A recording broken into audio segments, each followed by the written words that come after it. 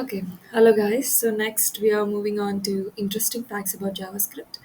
So, but with this video, you will get some insights about JavaScript, some facts about JavaScript. It is hopefully useful for you in your upcoming interviews.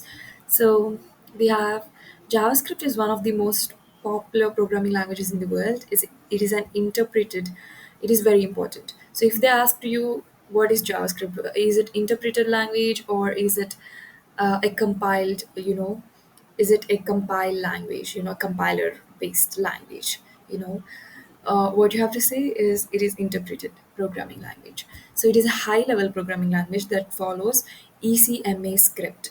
So what is ECMA script? I'm going to explain it. As we move further, it powers interactive websites and is packed with amazing features that makes it very powerful and special. So here are some facts about JavaScript.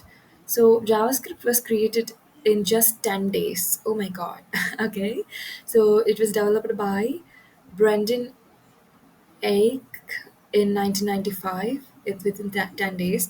So JavaScript is not the same as Java. So JavaScript and Java are totally different languages. Java is statically typed and object-oriented language, where JavaScript is dynamically typed and versatile in both functional and object-oriented programming. And this is an interpreted language. So JavaScript is interpreted and not compiled. So which means it runs line by line in the browser. Okay.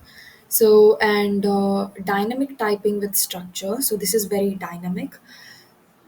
So, that means we do not need to declare, the variables, the data type of the variable we are using. It offers more structure than languages like Python, with addition of the let const var keywords for variable declarations, and the foundation of modern web. So, most web applications today rely on JavaScript. So the JavaScript provide more interactive dynamic content, making it the core pillar of the web analogies. So JavaScript runs anywhere. Okay. So initially designed for client-side scripting, JavaScript now powers both client and server-side applications with the rise of technologies like Node.js. It can be run anywhere, either client-side or server-side, but initially it is produced for client-side scripting. So JavaScript and browsers. So here we have JavaScript engines. So each major browser has own JavaScript engine. So these are used for running the code, JavaScript code. So next we have asynchronous capabilities. So what this is trying to tell us is JavaScript is single threaded. So meaning it can execute one line code at a time, whereas Java is multi-threaded. However, its asynchronous capabilities like callbacks, promises, and async await enable non-blocking code execution, making it ideal for modern applications. So we have all these methods, so these asynchronous capabilities or methods. So using this, it doesn't block the code execution. So it runs code very smoothly. So fun features in JavaScript is numbers, 64-bit floating point by default. So in JavaScript, all numbers are stored as 64-bit floating point numbers based on IEEE 754 standard. So all the numbers are stored as 64-bit floating point. So next we have bitwise operators. JavaScript performs bitwise operations on 32-bit signed integers. So to do the operations, it needs to convert 64-bit numbers. So it have to convert 64-bit numbers into 32-bit signed integers in order to perform the bitwise operations. So converts the 64-bit floating point number to 32-bit binary number, execute the operations, and it converts the result back into 64-bit floating point number. Okay. So logical operators work with numbers. So JavaScript logical operators. So these logical operators work with numbers and other types. So just not by booleans and falsely, false and truly true, falsy and truthy values as logical status. So here we have falsy values and truthy values. So what are falsy values and truthy values? Falsy values means false, 0, minus 0, empty string, null, undefined, nan, document.all are considered falsy. Any value not listed above, including non-zero numbers and non-empty strings, is considered truth. Okay, so these are all falsy values. null, undefined, unknown, document that all are falsy values. So whatever not listed here, like non-zero numbers, non-zero strings, are considered as true values. So here everything is an object. So we know this. We already seen this. Functions are objects, arrays are object, everything is object. Even the primitive data types, primitive values are also objects here. So arrays are objects, so we know this. Type coercion. Type coercion, what it means is JavaScript has unique way of handling types, often resulting in unexpected results. This automatically converts between the types is called type coercion. Okay. So next we have hoisting. We know what hoisting is. Oh my god. Oh my god.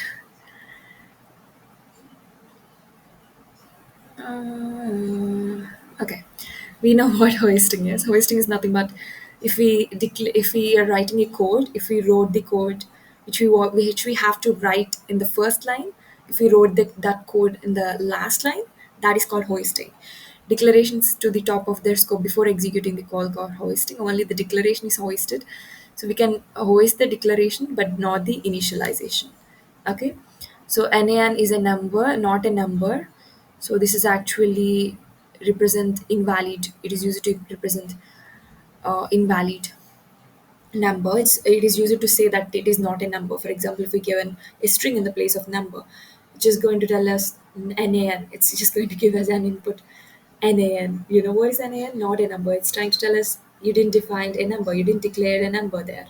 I mean, you didn't initialize with a number there. It's wrong. It's trying to tell you that. So if you want more detailed explanation on this, you can watch my data type video. You can watch our data type videos. So there are a lot of videos I did in the past on JavaScript, which really clearly explains all these concepts. Okay, so character is also string. We know that. Equality quirks. JavaScript has equality operations. So double equals, triple equals. So this is very important concept. We have double equals and triple equals. So what is going on here? So double equals perform type conversion before comparing. Here, triple equals checks the values, type and the value without type conversion. So if we want to convert if we are not sure, if you gave two different types, so what it does is it checks the value, it converts the value before comparing, when you gave double equals. So if you gave triple equals, it just compares the value, okay, without doing any type conversion. So variables without var. So declaring variables without var that automatically places them in a global scope. This can lead to unexpected behavior. So global scope, by global scope, that means it is available to every part of the code, top to bottom till the end. If you didn't define the type of the variable, okay.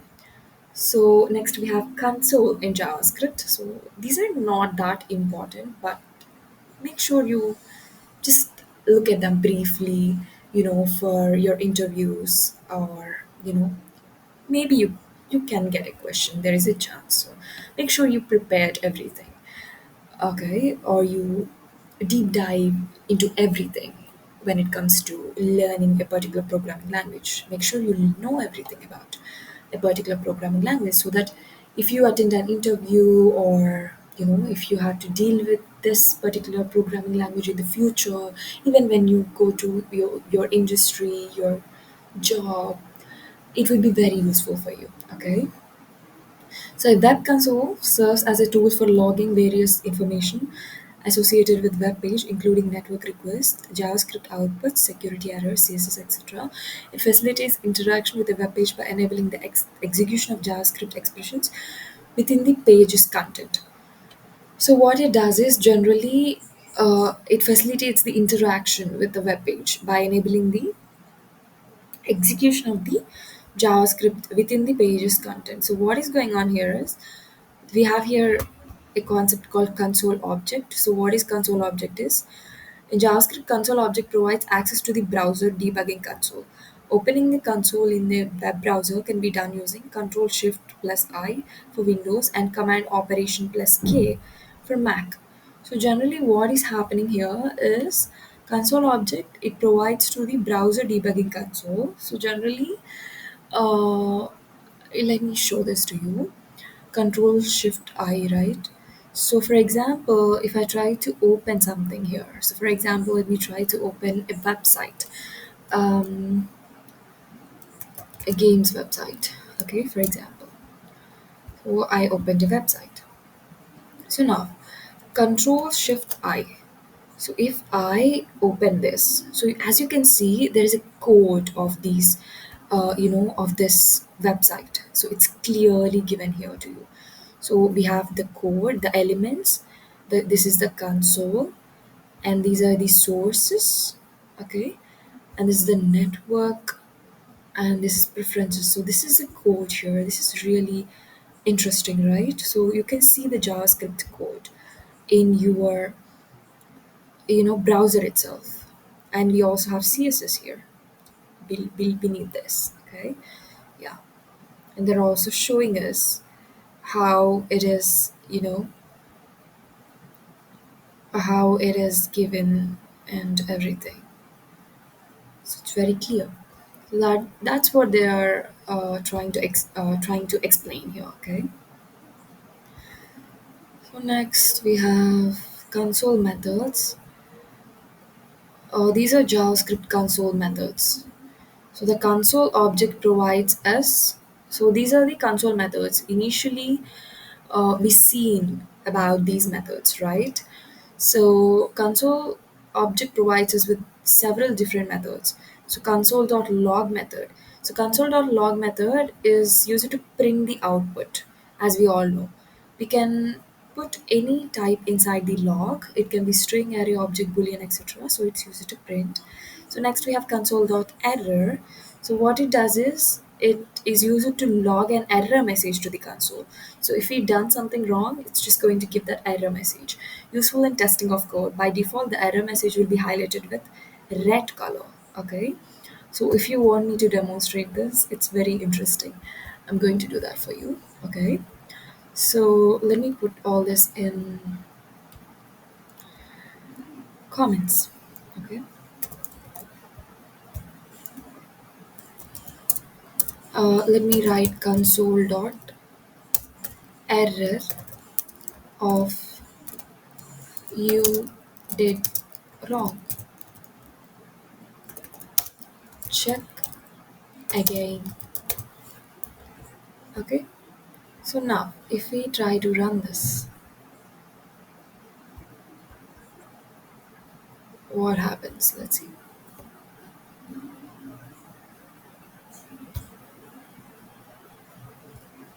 Okay, I think I have to stop that execution there. The previous one. Okay, thank you. So now I'm trying to run this. Okay, look at that. It is giving us in the red color, as you can see. So that's what happens with the console.error method. We have console. Okay, oh my god. Console.warn method. So what warn method does is used to log warning message to the console. So generally, if we did something wrong in the browser in the console, if we get some warning methods like which are highlighted in the yellow color. So that is what represented here using the warn method, and clear method is used to clear the console. The console will be cleared in case of Chrome simple overlay or text will be printed like console was cleared. So that's how it's going to be printed. So for example, let me demonstrate it. Okay, console dot warn. Okay, let's get this, and also let's give console dot clear after this. Okay, so let's try to run this. So okay,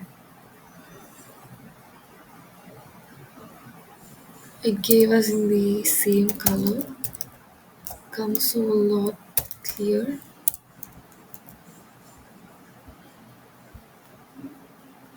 Okay, I think I didn't. Okay, console was clear. Look at that.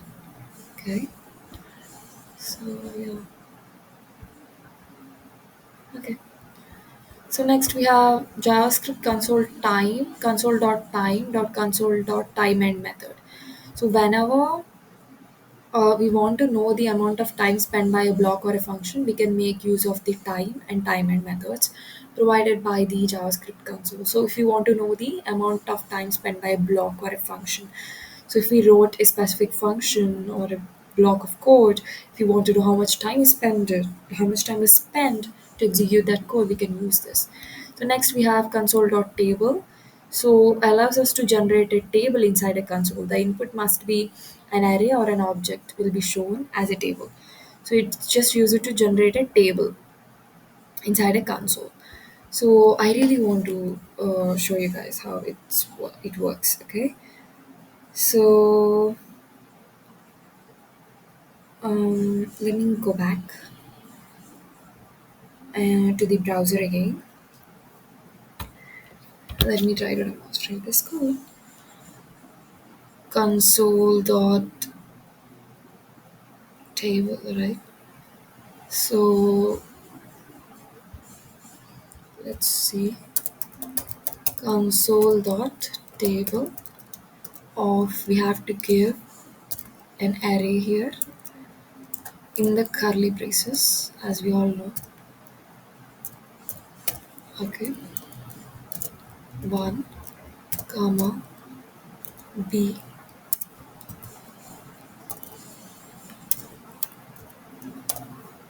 b2. Okay, so now let's try to run this. Yeah, look at that. So it gave us the index and the values a, b, 1, 2 in a table. Okay, so yeah, that is console.table, and console.count is used to count the number that the function hit by this counting method. So that means generally it is used to count. It is important. Okay, let me quickly show this to you. So here, let's say, let's write a for loop here. I equal to 0, I less than 3, and I plus plus. So here, console dot let me count how many times this for loop, you know, that means I'm counting how many times the this is executed, the count function is executed. So well, let me try to run this. Okay, let me save this. Let me try to run this. Okay, there is an error here. What happened? Okay, I'm sorry. Actually, we have to give the type of the variable here. It's not int. Okay, it's not Java. I just got confused. So here, yeah, look at that. So it's counting. For the 0, it hit once. For the 1, it hit once. For the 2, it hit once. Okay, that's the output. So next we have, moving on. Next we have JavaScript console.group end. So what are this? What is JavaScript console.group and console.group end methods? Let's see. Okay, let's try to see. So group and methods of the console object allows us to group the contents in a separate block, which will be indented, just like the time and the time end that also accepts the label again of the same value. So let me explain this to you. So let me demonstrate. Okay. So now what we're going to do is, let's take console dot group of simple. So now what we're doing is console.group of simple. Let's see what happens here. So it just gave us like something called simple. So now that means, okay, let me try to do one thing. Console.one of warning. and next console dot error of error. Okay, so now let me try to close the group. That means I created a group, I started a group with group, and I'm closing the group with group end. So this is the group, this is the group called simple. Okay, so now console dot, so now I'm trying to print console dot log of new section. So let me try to print this. So now what it's trying to show us is it's a group. Okay, it is printed in a group, and here we define new section. That means from this on we have a new section. Okay, so that means what we're doing here is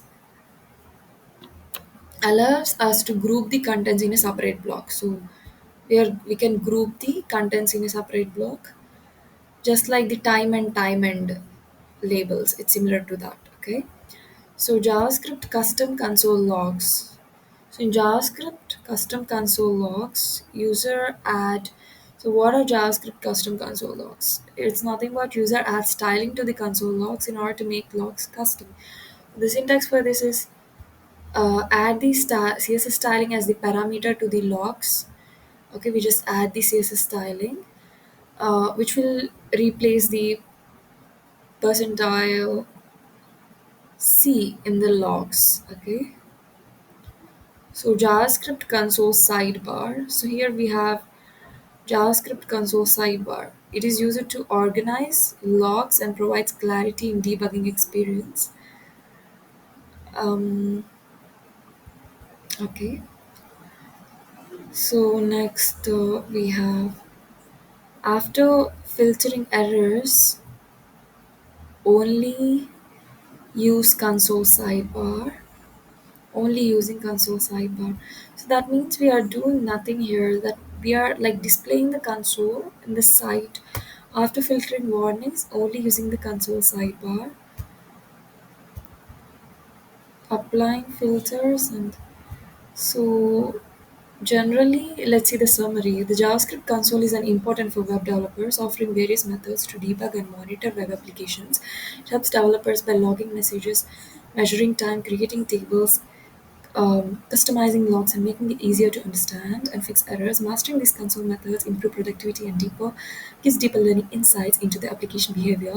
By using the console effectively, developers can resolve coding challenges and gain a better understanding of JavaScript and web development. So what they're trying to, it's generally the overall briefly they've just explained us why they, you know, given these concepts to us, why we have to learn these concepts. So what is going on here is generally the JavaScript console sidebar is like we can organize when we are debugging. It's very easy for us to have this console. We can see everything in the console, and user can add styling to the console logs in order to make logs custom. So you can also have CSS styling. The syntax for it is to add the CSS styling as the parameters. So I feel like I have to show this to you. Okay, so let me I want to show it in maybe browser.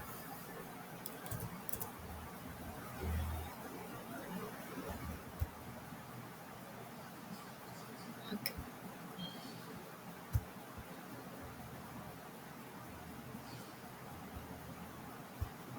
okay, let me open some games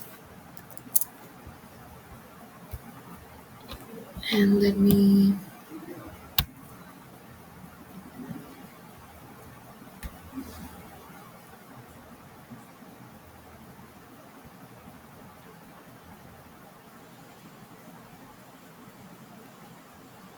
open the console.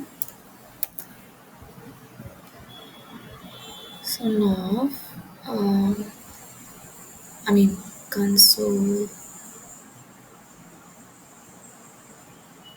So now,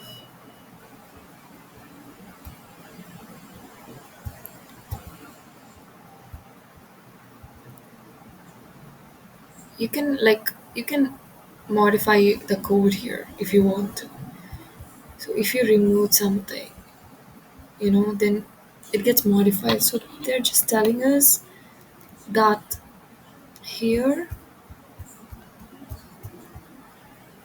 generally we have the CSS code here, you know.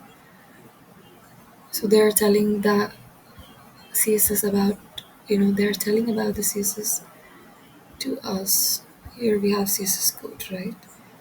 We can modify the CSS code using this. Okay.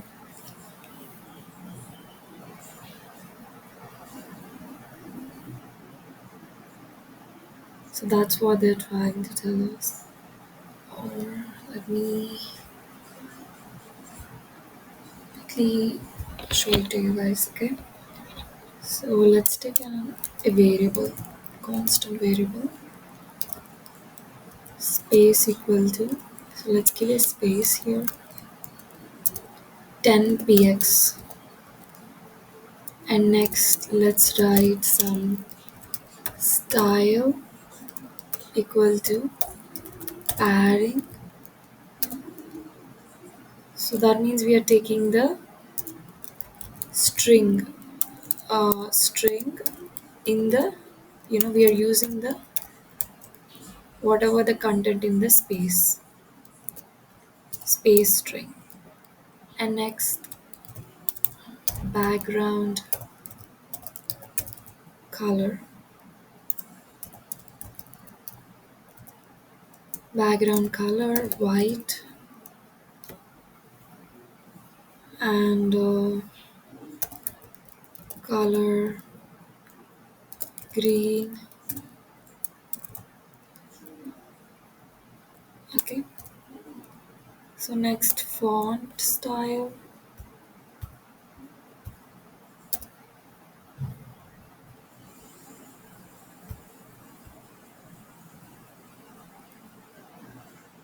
font style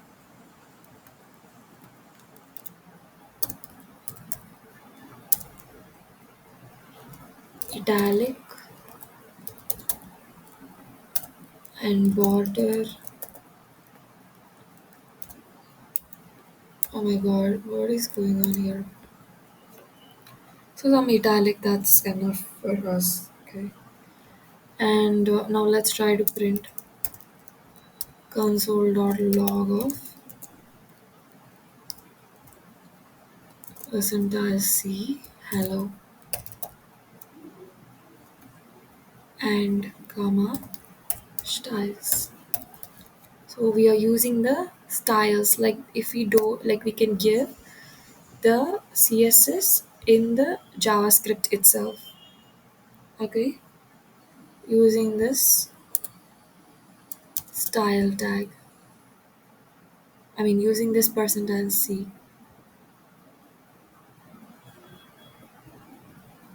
It is called style. Okay, I gave it a style. Okay, so let's try to run this and let's see whether it is executed and compiled. It's not executed. Why it is showing us the error? It's okay. I did a mistake here. I have to close this. I have to use this one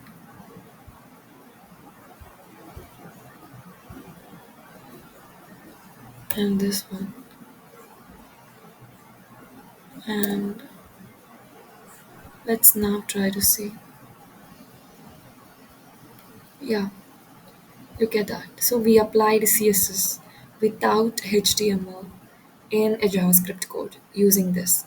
Using this percentile C, what we just did is we created a string and in the string we given everything. Okay, so yeah, and we gave given the name of the string. Okay, so yeah, so this is the output. If you want to see it more clearly, so using this method you can just, okay, using this method you can just percentile c and just declaring everything in the string using the dollar symbol. Here we did it, using the dollar symbol. It's like it is nothing to do with dollar symbol. You just, whatever in this one we just put it here using the dollar symbol, but this is how we do it. Okay, so yeah, uh, and next, yeah, that is it. I want to end this video here. And this is everything about this, everything about the things you have to learn. Okay, next we can move on to JavaScript versions in our next video. So yeah, thank you so much for watching. Like, share, and subscribe, and stay tuned for more videos. Okay, thank you.